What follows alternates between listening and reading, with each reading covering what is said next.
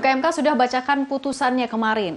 Lalu, mantan ketua MK Anwar Usman juga sudah bersuara, menantang ataupun juga bilang pantang mundur dari hakim konstitusi. Lalu apakah putusan MK ini cukup untuk memulihkan kepercayaan publik dan apa untung ruginya di Pilpres 2024? Kita akan bahas bersama dengan pakar hukum tata negara Universitas Gadjah Mada, Mas Zainal Arifin Mohtar. Lalu juga ada Wakil Ketua Umum Partai Gerindra, Bang Habibur Rahman. Selamat sore, Mas Zainal, Bang Habibur Rahman. Selamat sore. Assalamualaikum. Waalaikumsalam. Saya mau ke Mas Zainal dulu. Mas Zainal, yang terbaru kan tadi Anwar Usman sudah memberikan statement kalau dia melihat justru ada skenario politisasi dengan objeknya adalah Anwar Usman. Kalau dari Mas Zainal sendiri melihatnya gimana? Iya, saya sebenarnya rada kaget juga ya, seorang hakim konstitusi, pengalaman 40 tahun menjadi hakim, juga doktor dalam ilmu hukum, paham ilmu agama, berkali-kali ditekankan begitu, tapi kemudian tidak paham dengan konflik kepentingan. Saya kira ajaran konflik kepentingan itu ajaran yang sangat sederhana dan memang sudah dimulai dalam konteks negara demokrasi untuk mengatakan konflik kepentingan itu tidak boleh terjadi bagi seorang hakim. Nah, saya tidak tahu bagaimana mungkin kemudian Pak Anwar Usman menegasikan konsep konflik kepentingan itu, lalu kemudian membangun narasi-narasi. Saya kira apakah ada narasi untuk menyudutkan Mahkamah Konstitusi, saya tidak tahu. Apakah ada upaya digerakkan untuk menuju ke arah sana, saya tidak tahu. Tapi hal yang jelas sebenarnya, putusan 90 kemarin yang dibacakan, itu lahir dari konteks yang tidak sederhana. Di dalam putusan MK sendiri dicantumkan bagaimana sebenarnya peristiwa yang dilakukan oleh Anwar Usman, betapa tidak berintegritasnya, karena ada 5 poin ya yang dikatakan oleh MK, melanggar soal integritas, melanggar soal imparsialitas, dan melanggar begitu banyak lagi poin yang lain yang itu dilakukan oleh Anwar Usman. Nah, satu sisi saya menganggap bahwa silahkanlah kalau mau membangun narasi bahwa ada semacam orkestrasi untuk menjatuhkan dia atau saya kira itu silahkan, itu bagian dari hak pribadi dia. Tapi pada saat yang sama kita semua yang barangkali belajar hukum dan tahu bahwa konteks yang dilakukan kemarin tidak pas, itu punya juga hak untuk bersuara, punya hak juga untuk melaporkan, dan saya kira apa yang terjadi kemarin sudah selesai, sudah dilaporkan dan dia sudah diperiksa, dan dia sudah memberikan juga pembelaannya di hadapan MK karena dia dipanggil oleh MK secara layak. Dan harus diingat, dia bukan dipanggil sendiri, ada 8 hakim lain yang dipanggil juga untuk melengkapi cerita itu, juga berbagai media, berbagai laporan dan lain-lain sebagainya.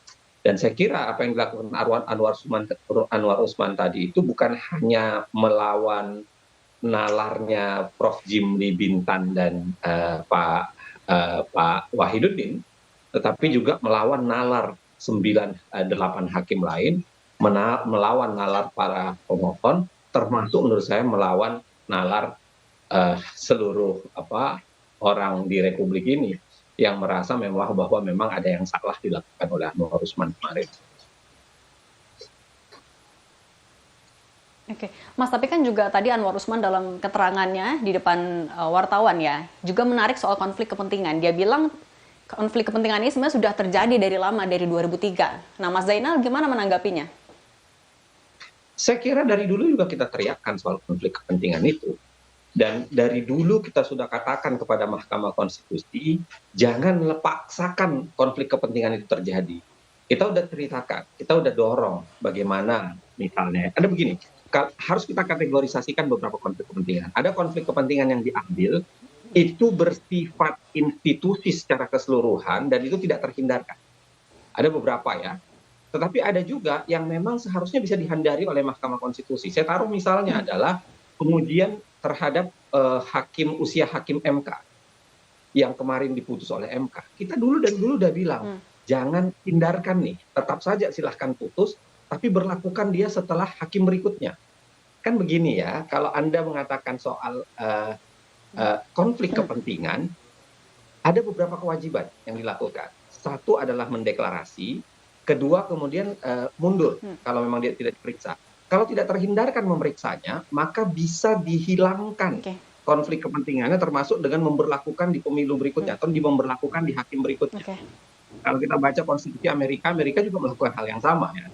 Oke. Dia menunda ke berikutnya. Jadi saya bilang begini, kalau misalnya dalam berbagai kasus, dan kita juga sudah sampaikan, dalam misalnya seperti pengujian usia pensiun hakim kala itu, kita udah bilang, MK mbok ya kedepankan itu. Lempar dia ke depan. Lempar dia menjadi setelah bukan hakim untuk hakim saat ini, tapi untuk hakim berikutnya. Dengan begitu, tidak ada sebenarnya kecurigaan orang soal konflik kepentingan. Oke. Sama dalam kasus ini, putusan 90. Saya sudah sampaikan sedari awal waktu ini masuk, saya bilang jauh lebih wise bagi MK untuk melempar setelah pemilu 2024 saja.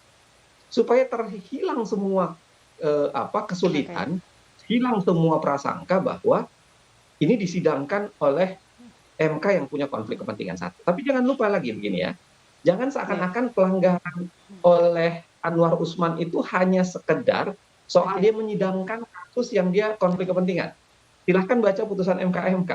Di situ ada juga pelanggaran, dia menyampaikan sesuatu, perkara yang masih berjalan, itu dia udah sampaikan duluan di hadapan mahasiswa. Itu pelanggaran. Ada juga pelanggarannya adalah dia mencoba mencoba masuk ke hakim-hakim yang lain untuk mendorong atau kemudian mengajak atau kemudian mendorong mempengaruhi hakim lain. Saya kira pelanggarannya bukan hanya sekedar soal kita bicara soal konteks mahkamah keluarga. Jadi saya merasa Mas Zainal, kita tahan dulu sebentar. Nanti juga kita akan tanyakan bagaimana tanggapan dari Bang Habibur Rahman ya, tapi nanti kita lanjutkan usai jeda. Rumah Pemilu kembali hadir, saudara, masih bersama dua narasumber tadi, ada Mas Zainal dan juga Bang Habibur Rahman. Oke, sekarang kita ke Bang Habibur Rahman. Bang Habib, kalau dari Gerindra dan juga dari TKN, bagaimana menanggapi pernyataan Anwar Usman yang bilang kalau ada skenario untuk politisasi tadi?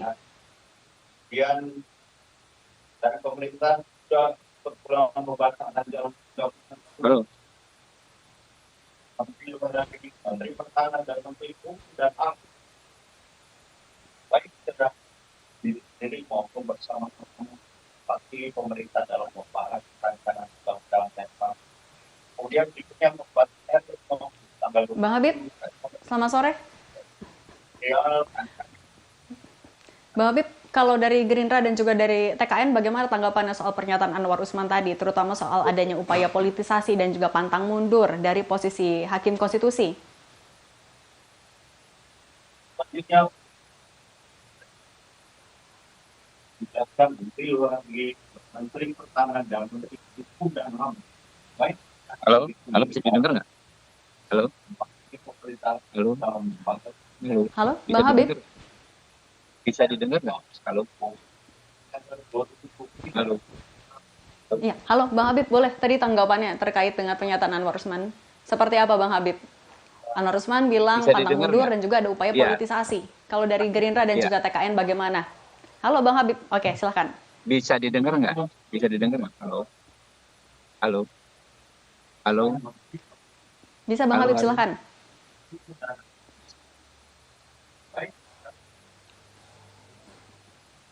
Bang Habib, dengar suara dari studio? Malah saya ragu. Silahkan Bang.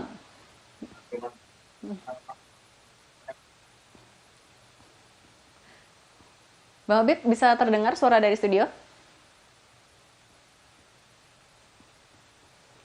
Bang Habib, silahkan Bang tanggapannya tadi soal pernyataan Anwar Usman. Oke, kalau gitu nanti akan kita coba lagi, tampaknya ada kendala teknis. Kita ke Mas Zainal lagi, Mas Zainal, yang juga jadi sorotan kan tentu soal bagaimana putusan MK kemarin. Nah, tapi ada yang mengapresiasi, ada juga yang bilang kecewa, karena seharusnya tidak cukup kalau sampai pencopotan Anwar Usman sebagai Ketua MK saja. Ada yang inginnya diberhentikan secara tidak hormat. Kalau dari Mas Zainal, melihatnya gimana? Saya kira kita tidak bisa sekedar membagi soalan apakah ini kecewa dengan apresiatif, bukan sekedar itu. Tetapi mungkin kita harus membaca secara utuh beberapa hal ya. Yang pertama, kita harus membaca bahwa memang aturan dalam konteks persidangan MK kali ini di dalam Undang-Undang Kekuasaan Kehakiman, peraturan Mahkamah Konstitusi maupun Undang-Undang MK itu tidak terlalu lengkap dan jelas, ya, membutuhkan banyak penafsiran. Nah, pilihan untuk seorang hakim majelis MK itu ada dua. Pilihan untuk tetap ikut pada normanya, normatifnya, norma yang ada saja, atau pilihan untuk melakukan terobosan. Ya, nah pilihan untuk normatif itu jauh lebih aman. Pilihan untuk melakukan terobosan itu jauh lebih tidak aman, walaupun bisa jadi sangat luar biasa. Nah, karena kalau terobosan ya tentu ada penafsiran-penafsiran yang bisa jadi sangat diperdebatkan. Nah, saya memahami kemarin kenapa putusan itu menjadi seperti itu. Ada beberapa hal. Yang pertama saya kira itulah putusan secara normatif yang paling mungkin diambil. Ya, karena misalnya begini, kalau putusan itu diambil dalam bentuk pemecatan sebagai hakim, maka dengan seketika putusan MK kemarin tidak bisa dijalankan atau tidak bisa berjalan dengan mudah. Kenapa? Karena di dalam PMK 1 2023 itu dikatakan kalau hakim diberhentikan, maka dia berhak untuk meminta atau naik banding ke majelis banding. Majelis banding itu kemudian diatur dalam PMK dan kemudian pembentukannya dibentuk oleh Ketua Mahkamah Konstitusi. Coba dibayangkan betapa tidak mudahnya. PMK-nya belum ada, ya kan? PMK majelis banding, lalu kemudian dibentuk oleh Ketua Mahkamah Konstitusi. Jadi ada banyak halangan secara langsung untuk bisa menegakkan itu. Makanya saya bilang kemarin, secara normatif apa yang dilakukan oleh MK itu adalah pilihan yang paling normatif. Walaupun kalau kita bicara soal efek jera, tentu kita bicara harusnya ini diberhentikan. Kalau kita bicara soal seharusnya ini diberhentikan dan lain-lain sebagainya. Tapi kalau kita lihat dalam konteks bisa dijalankan baik, Mas secara Zainal, langsung. artinya itu putusan yang normatif, tapi kalau ada efek jera harusnya diberhentikan nih. Oke, Mas Zainal, karena keterbatasan durasi, terima kasih banyak. Tadi juga yang di... Bukan begitu. Jadi maksud saya adalah secara normatif begitu dan putusan yang sudah baik. Oke, baik. Tadi juga sebelumnya juga yang sempat di-mention ya, kalau juga soal konflik kepentingan, misalnya soal tadi menyangkut lagi soal pernyataan Anwar Usman, seharusnya bisa putusannya untuk diberlakukan di pemilu yang mendatang. Mas Zainal, terima kasih banyak sudah bergabung di Rumah Pemilu. Terima kasih banyak, mohon maaf tadi keterbatasan durasi, dan tadi kami juga sudah menghubungi Wakil Ketua Umum Partai Gerindra, Habibur Rahman, tapi ada kendala teknis. Terima kasih Mas Zainal, sekali lagi sehat selalu. Dan usai jeda, saudara, kita